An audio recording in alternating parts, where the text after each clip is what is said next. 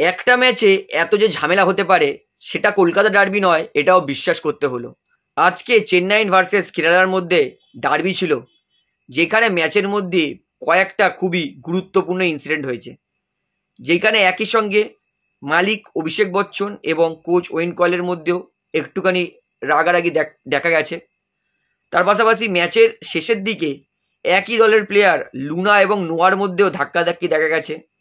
এবং সবথেকে অপেশাদারিতভাবে আজকে প্রেস কনফারেন্স অ্যাটেন্ড করেছেন চেন্নাই দলের কোচ ওয়েন কয়েল। এবং আদেও কি রেড কার্ড ছিল, যেটা জর্ডান গিল এমনি করে ডিনরিচকে হাত দিয়ে পুশ করেছিল বা ধাক্কা মেরেছিল বা হাত চালিয়েছিল, তো সমস্তটাই তো আপনাদের জানাবো। তাই অনুরোধ করে রাখছি গুরুত্বপূর্ণ শেষ পর্যন্ত দেখবেন। এবং যারা চায় নতুন সকলকে অনুরোধ করবো, যেহেতু এখানে আপনারা খেলার সমস্ত রকম আপডেটস পেয়ে যাবেন, তো অবশ্যই চ্যানেলটিকে সাবস্ক্রাইব করে বেল আইকন প্রেস করে অল করে রাখবেন। তাহলে বন্ধুরা এক এক করে প্রথম ইনসিডেন্ট দিয়ে আসি। সবার প্রথমে আমরা দেখেছি 37 কি 36 মিনিটের মধ্যে উইলমার জর্ডান তিনি একটা বল মানে চেস করতে গেছিলেন, যেখানে ডিনরিচ সাইডে ছিল।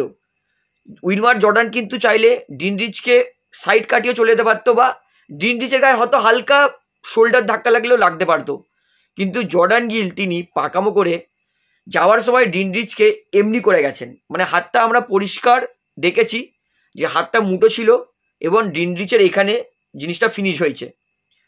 তাই আমি বলবো ইয়েলো কার্ড যদি রেফারি দিত ঠিক আছে, কিন্তু রেড কার্ডে রেফারি দিলে তাও বলবো ঠিক আছে।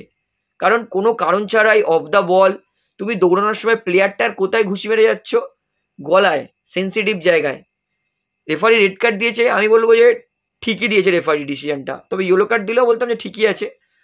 তো ওইটা উইলমার জর্ডান গিলের বোঝা উচিত ছিল যে ভাই আমি এটা কি করছি। তো ওইটা বলবো রেড কার্ডটা হয়েছে প্রথম, যেটা আমার কাছে ওটা রেফারি রেড কার্ড দিয়েছে, ঠিকই ডিসিশন দিয়েছে। আপনাদের মতামত কি আমি সেটা জানতে চাই, আমাকে অবশ্যই জানাবেন কমেন্টে। সেকেন্ড ইনসিডেন্টে আসি, যেটা হচ্ছে ম্যাচের সেকেন্ড হাফের এক্সট্রা টাইম, মানে আর 1 মিনিট মতো বাকি সেই টাইমেই 94 মিনিটসে, যেইখানে নোয়া সাদুই একটা পরিষ্কার ভালো জায়গায় বল পেয়েছিল, যেখানে ঈশান পান্ডিতা ফাঁকায় দাঁড়িয়েছিল, যেখানে নোয়া সাদুই ঈশান পান্ডিতাকে বল বাড়ালেই ঈশান পান্ডিতা মেবি ম্যাচের রেজাল্ট, মানে অলরেডি তো একতরফা ম্যাচ জিতেছে কেরালা, যদিও ম্যাচের রেজাল্ট কিন্তু 3-1 হয়েছিল, তো নোয়ার একটা হলে হয়তো ওইটাতে গোল সংখ্যা বাড়িয়ে 4-1 করতে পারতো। তো ঈশান পান্ডিতাকে পাস না দিয়ে নোয়া নিজে শট করে গোল করার চেষ্টা করেছে। এবং সামনে ছিল অ্যাড্রিয়ান লুনা। অ্যাড্রিয়ান লুনা সঙ্গে সঙ্গে যে নোয়া সাদুইয়ের কাছে তেড়ে মেরে নোয়ার ওপর চড়াও হয়েছে। নোয়ার ওখানেই গেছে মাথাটা বিগড়ে, কারণ লুনা পরিষ্কার দেখেছি নোয়ার ওপর চড়াও হয়েছে, যেটা আমি মনে করি না উচিত ছিল। কারণ হতে পারে ক্যাপ্টেন আর্মব্যান্ড ছিল, কিন্তু নোয়াও একটা প্রফেশনাল প্লেয়ার, ম্যাচে অলরেডি জিতছিল কেরালা, সেই জন্য আমি মনে করি যে নোয়া শট নিয়েছিল ঠিকই ছিল। তবে লুনা এইভাবে চার্জ করে যাওয়ার উচিত ছিল বলে তো আমার মনে হয় না। তো যাই হোক, লুনা চার্জ করে গেছে, নোয়া তিনি ধাক্কা মেরেছেন এবং তারপরে লুনা তিনিও সামনের দিকে এসেছেন। তারপরে লুনা নোয়ার মধ্যে কিছু কথা কাটাকাটি হয়েছে, ঈশান পান্ডিতা নোয়াকে ধরে নিয়েছিল। তো ম্যাচের শেষে কিন্তু অ্যাড্রিয়ান লুনা তিনি পোস্ট ম্যাচ প্রেজেন্টেশনে পরিষ্কার করে দিয়েছে যে লুনা তিনি নিজের দোষটাই স্বীকার করেছেন। তিনি বলেছেন যে এটা আমার দোষ ছিল, আমি ওই সময় ক্যাপ্টেন ছিলাম, তাই আমার দায়িত্ব ছিল যে যাতে গেমটা ফেয়ারভাবে পরিচালনা হয়। এবং সামনে যেহেতু ঈশান পান্ডিতা ছিল, তাই আমি ভেবেছিলাম তাকে পাস দিলে গোল হয়ে যেতে পারতো। তবে আমার কিন্তু ওইভাবে নোয়ার ওপর চড়াও হওয়া উচিত ছিল না।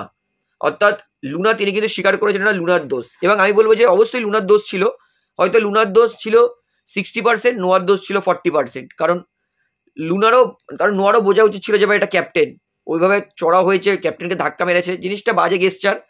একটা দলের মধ্যে যখন মাঠের মধ্যে এরকম ইনসিডেন্ট হয়, তখন অপোনেন্ট দল বুঝে যায় যে এই দলটার মধ্যে সেরকম ঐক্যবদ্ধতা নেই।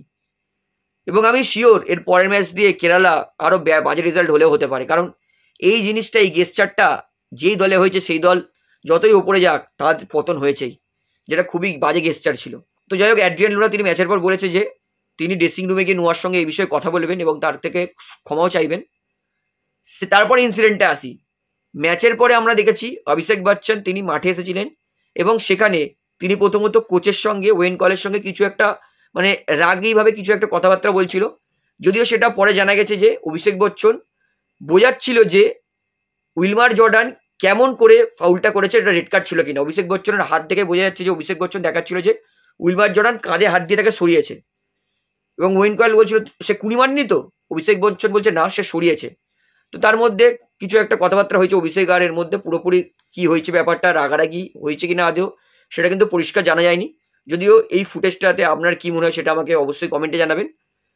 তো এইবারে বলি লাস্ট ইনসিডেন্টটায়, যেটা ওয়েন কয়েল একদমই প্রেস কনফারেন্সে মানে একটা বলবো আনপ্রফেশনাল, অপেশাদারিত মনোভাব দেখিয়েছে। যেখানে প্রেস কনফারেন্সে একটা অ্যাঙ্কার বা একটা কমেন্টারের কাজ হচ্ছে প্রশ্ন করা, সেখানে ওয়েন কয়েল ঘুরিয়ে প্রশ্ন করেছে। যখন রবিন সিং জিজ্ঞেস করেছে যে আজকে যে এই লসটা আপনার হয়েছে আপনি এটা কীভাবে ডিসক্রাইব করবেন, এবং ওয়েন কয়েল তিনি ঘুরিয়ে জিজ্ঞেস করছেন যে রবিন তোমার কি মনে হয় ওটাকে রেড কার্ড ছিল? রবিন সিং তিনি পরিষ্কার করে দিয়েছেন, এবং আমি এইটুকুনি শিওর বলবো ইন্ডিয়ান সুপার লিগ থেকে জানানো হয়েছে রেফারির বিরুদ্ধে যাতে কোনো কমেন্টেটার কোনো কমেন্ট না করে। তাই আমরা দেখব বাংলা, হিন্দি, ইংলিশ সমস্ত কমেন্টেটারই কিন্তু রেফারির বিরুদ্ধে কোনো কিছু বলে না। রেফারি রেড কার্ড দিলে সেটাকে কিন্তু খুবই লেস মানে ভুল বলেই তারা পরিচালনা করে, অর্থাৎ আইএসএল থেকে জানানো হয়েছে যে রেফারির বিরুদ্ধে যাতে কমেন্টেটাররা কমেন্ট্রি না করে। তো সেটাই মাথায় রেখে রবিন সিং তিনি কিন্তু বলছিলেন যে তোমাকে গিয়ে পরে দেখতে হবে সেটা রেড কার্ড ছিল কিনা। আমি এক্সপার্ট নই, আমি কমেন্টেটার, তাই আমি বলতে পারবো না রেড কার্ড ছিল কিনা। তো ওয়েন কয়েল অনেক কিছু বলেছে। ওয়েন কয়েল বলেছে তুমি যদি না বলে তাহলে আমি মনে করি না প্রেস কনফারেন্স করে লাভ আছে। তো তারপরে অনেক পরে রবিন সিং তিনি বলেছেন যে হ্যাঁ তার অনুযায়ী রেড কার্ড ছিল। তো তারপরে প্রেস কনফারেন্স শেষ হয়ে যায়, অর্থাৎ ওয়েন কয়েল তিনি কিন্তু প্রেস কনফারেন্সে কোনো উত্তরই দেয়নি। তো এটা আমার খারাপ লেগেছে। তো এই বিষয়ে আপনার বক্তব্য কি আমাকে কমেন্টে জানাবেন। তাহলে বন্ধুরা ভিডিওটা এখানে শেষ করছি। আশা করি ভালো লাগলো। তো ভিডিওটি ভালো লাগলে অবশ্যই লাইক করুন, কমেন্ট করুন, শেয়ার করুন, এবং চ্যানেলে নতুন সবাইকে অ্যাক্ট করতে হবে তারা অবশ্যই পাবলিক ভিউ কলকাতা এই চ্যানেলটিকে সাবস্ক্রাইব করে বেল আইকন প্রেস করে অল করে রাখবেন। ধন্যবাদ।